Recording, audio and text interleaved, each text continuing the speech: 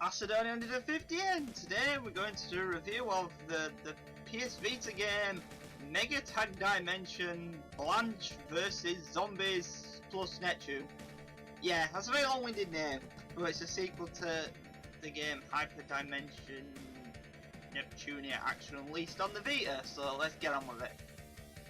Right, so the plot of the game is the zombies invade a school you're at, and you decide to make a terrible movie while you're beating the zombies up. That's literally the entire plot of the game.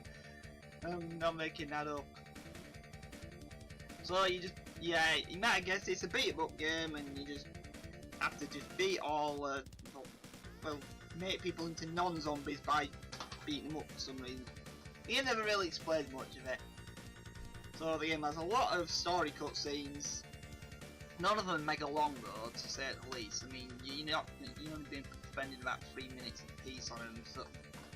But the levels themselves, some of them are laughably short. I mean, some of them you can literally do in about 3 or 4 seconds. Not 3 or 4 seconds, but you can definitely do most of them in 30 seconds, and they're really quite short. It's kind of weird like that, but that's how the game is.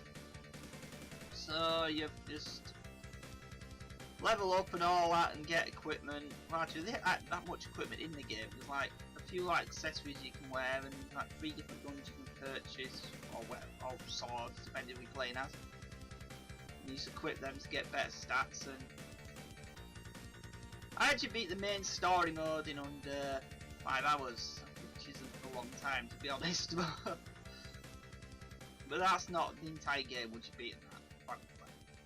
The voices are actually perfectly decent for what they are. I was playing it in English, but you can play it with the Japanese voices as well. Strangely enough, when you go into the multiplayer mode, the cutscene it starts with, they didn't for some reason get the English voice actors to do, so you just play that one cutscene with Japanese voices, but all the rest of the story modes being fully voiced in English. I mean, every single line's in English as well. It's not just like Kingdom Hearts, but it's just like certain lines are just text. Not every line was done. But it's at least putting some effort in. But that's the thing about the thing.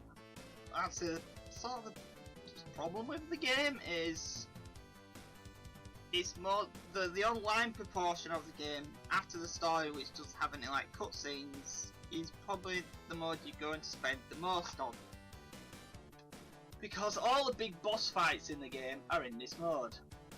Now they're kind of difficult to do if you're just playing on your own, but if you just grind like crazy on specific levels and just level up like crazy and just boost your stats up, you can pretty much beat this entire game, even the multiplayer mode, on your own, to be honest. Because the stats get so strong when you reach about level 70 something. If you like pump loads into defense, loads of enemies cannot even do any damage to you. Like, literally take 1 hit point for everything, and since by when you're about level like 40 something, you've got like about 1,000 hit points.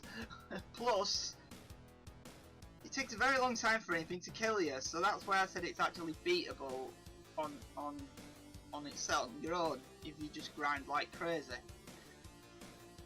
Which you might have to do eventually, because I don't know about servers, how many people play this online months down the line, but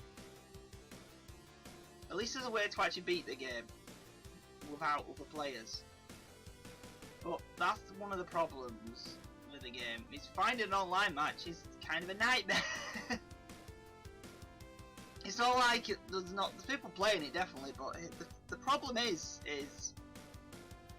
when you go into an online mode, it tells you to pick 5 different rooms.